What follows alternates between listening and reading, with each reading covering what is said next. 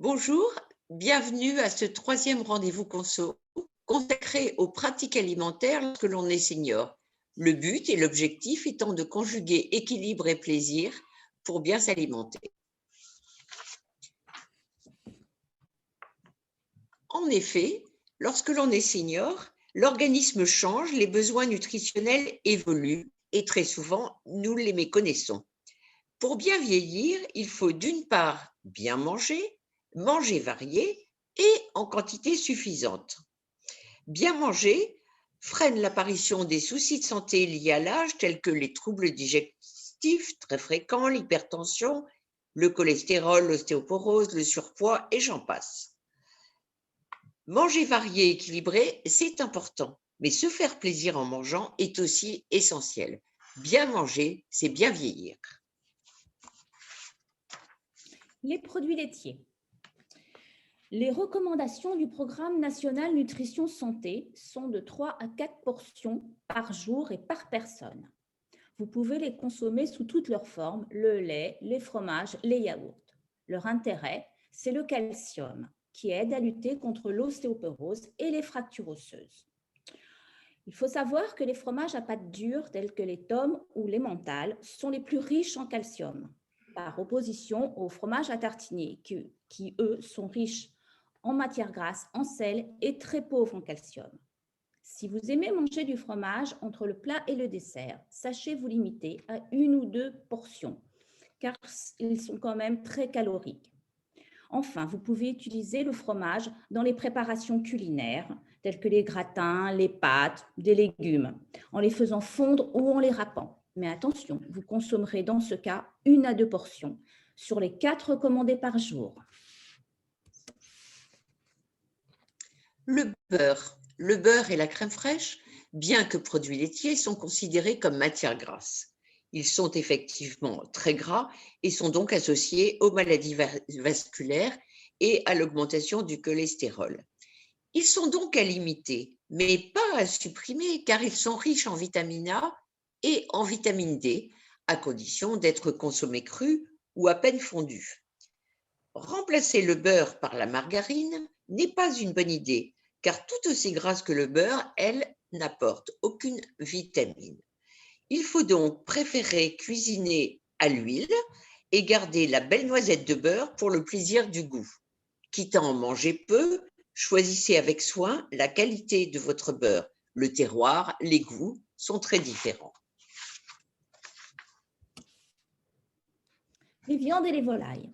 Les viandes sont notre principale source de protéines animales. Ces protéines sont donc essentielles pour notre masse musculaire. Dans 100 g de viande, vous avez également 5 à 15% de matières grasses. Ne les négligez pas, ce sont des exhausteurs de goût, elles font partie de notre alimentation équilibrée. Les morceaux à cuisson longue, en daube, à l'étouffée, ont autant de protéines que les morceaux dits nobles. Enfin, n'oubliez pas les abats, ils sont riches en vitamines, en minéraux. Les volailles. Les volailles, ce sont des viandes maigres à favoriser car ils ont beaucoup d'atouts. Ils ont un goût doux, une chair tendre et ils sont faciles à préparer. Enfin, sachez varier les viandes rouges, les viandes blanches et les volailles.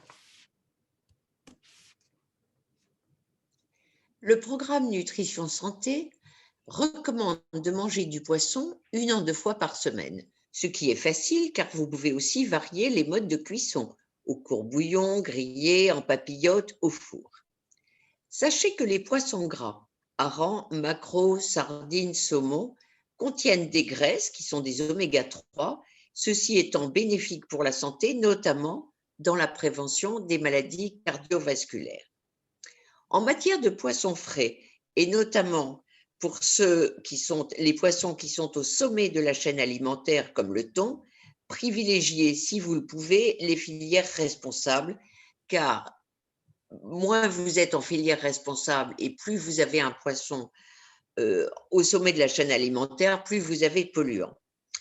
Enfin, n'oubliez pas les conserves de poissons, le thon naturel, les sardines à l'huile, les maquereaux, les anchois, le foie de morue. Ce sont des conserves intéressantes sur le plan nutritionnel et aussi pour votre budget. Les boissons. L'eau est notre seule boisson indispensable à notre santé. Elle constitue 60% de notre masse musculaire. Vous pouvez donc la consommer toute la journée à volonté, en petite quantité de préférence.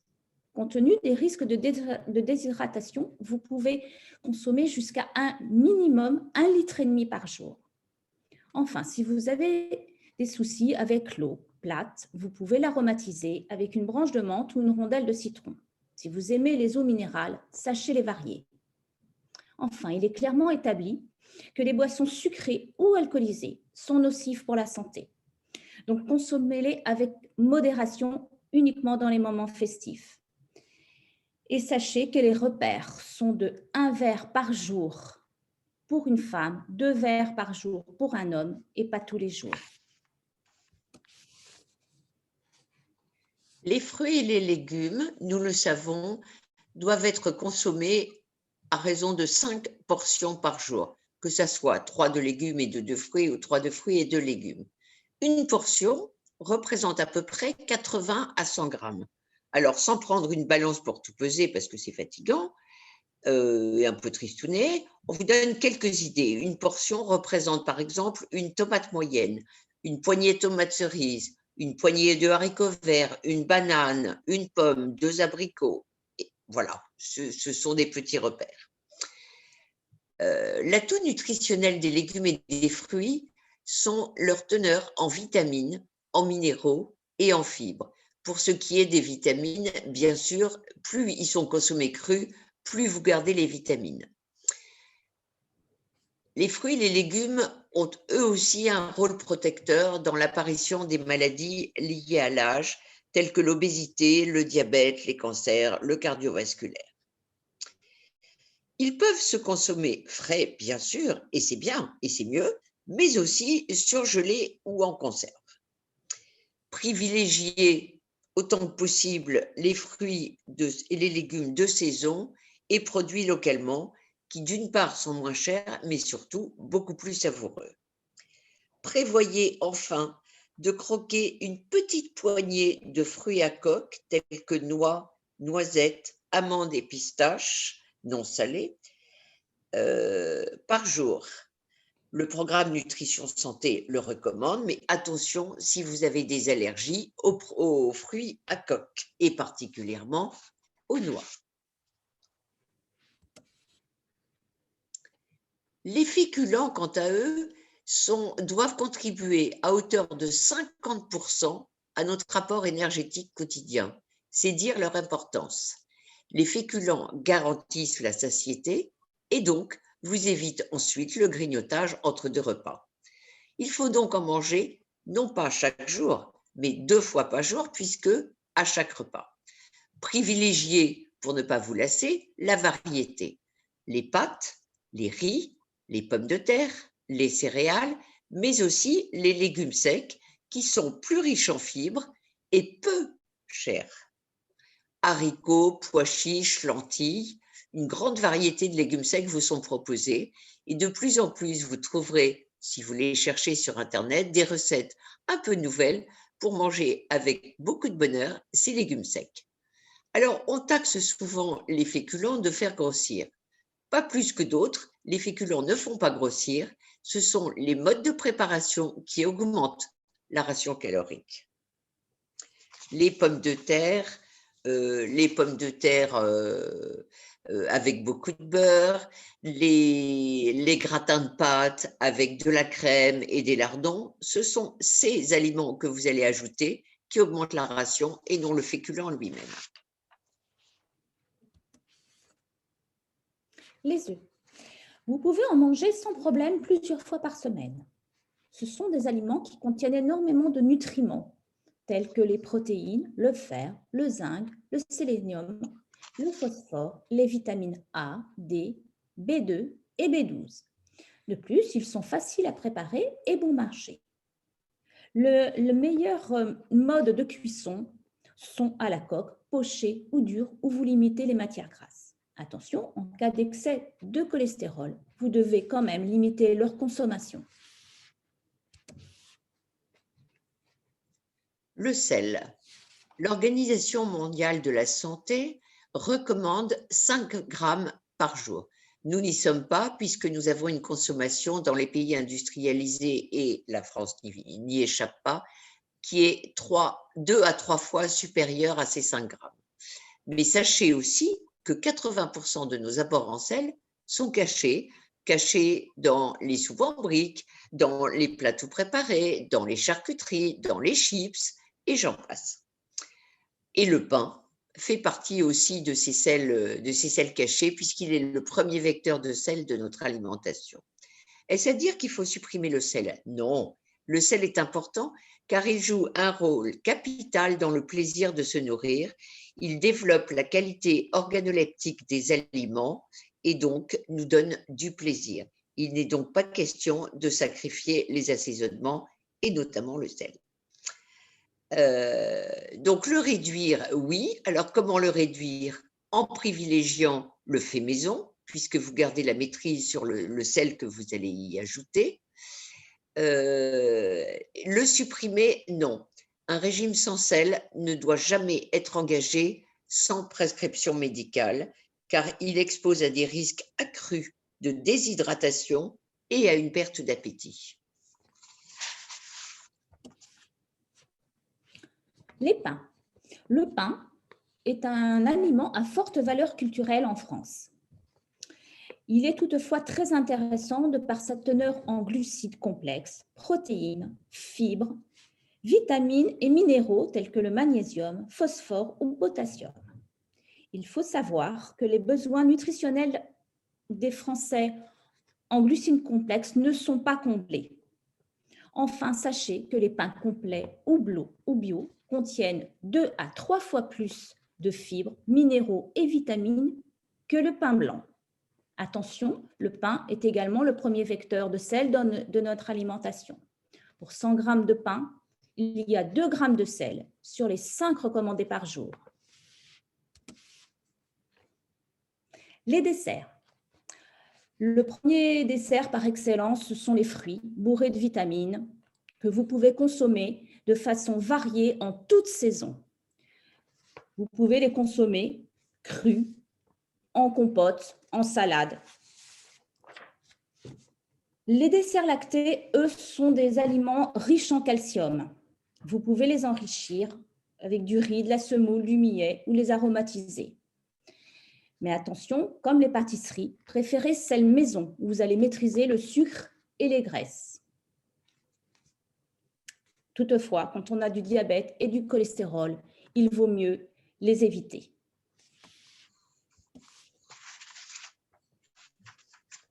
Le goût et l'odorat. Le goût est un sens essentiel.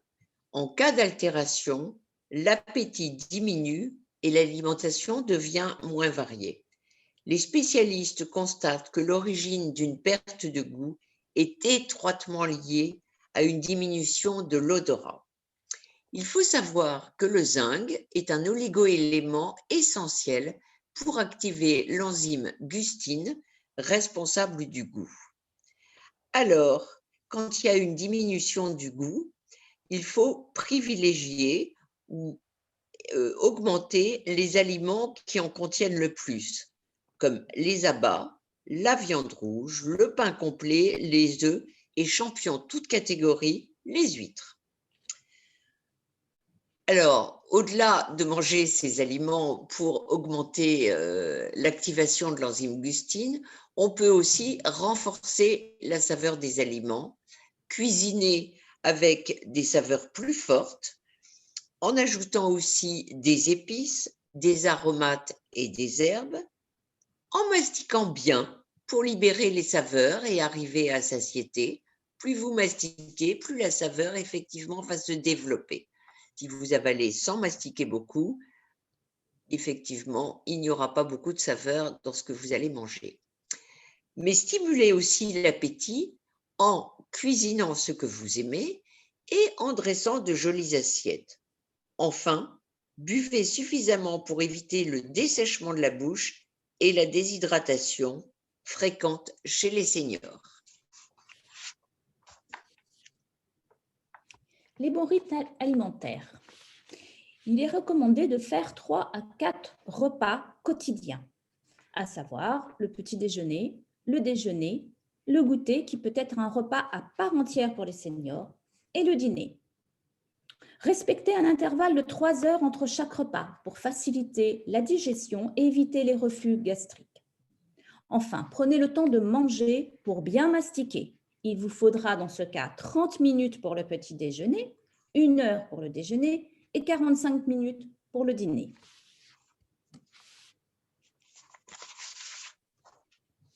Manger équilibré au juste prix, il faut tuer aussi quelques idées reçues, notamment sur les conserves et les surgelés. À l'exception de certaines vitamines qui sont détruites par les traitements thermiques lors de leur fabrication, que ce soit la vitamine C, B1, B12 et A, les qualités nutritionnelles des conserves et des surgelés sont très proches de celles des produits frais. Elles sont donc souvent une bonne alternative et sont à un prix, bien sûr, plus intéressant que les produits frais.